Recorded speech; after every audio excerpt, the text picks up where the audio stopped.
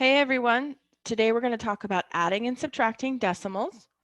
So the main rule we need to, basically the only rule we need to keep in mind is we must line decimals. Okay, so that is the big major rule for adding and subtracting decimals. So let's look at the example. We have 8 2/10 plus 56 93/100 plus 38, a whole number, plus 800. So what I'm going to go ahead and do is I'm going to count how many numbers I have. I have 1, 2, 3, 4 numbers. So I'm going to go ahead and put down 4 decimals. 1, 2, 3, 4. I'm going to be very mindful that it's all lined up. Then I'm going to start placing the numbers around the decimals.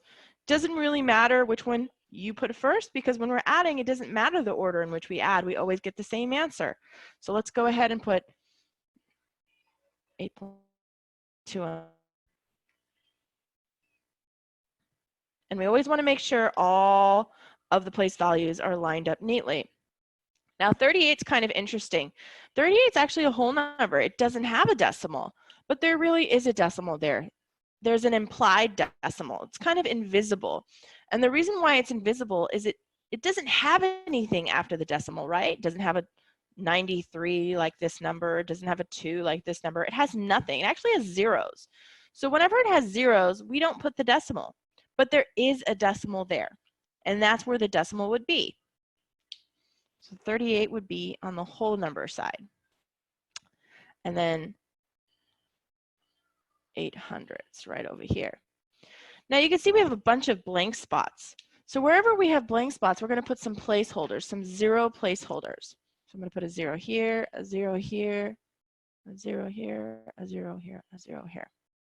So our first step is to line up the decimals. Make sure all the place values are nice and lined up. Everything is nice and neat. And wherever you have any blank spots, you're going to put some zeros in.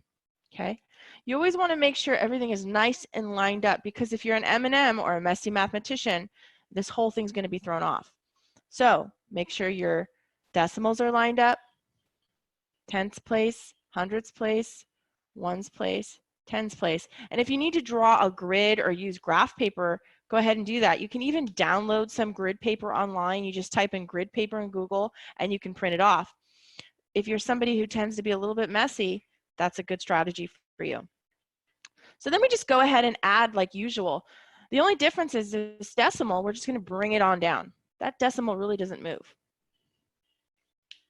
Okay, so 8, 9, 10, 11, carry the 1. 9, 10, 11, 12, carry the 1. 8 plus 8 is 16, plus another 6 is 22, plus 1 is 23, carry the 2. 5 plus 3 is 8, plus 2 is 10. So your answer is 1. I'm going to go ahead and write this for you because it's helpful to know how to say these decimals, especially when you have to go convert them to fractions. So 103,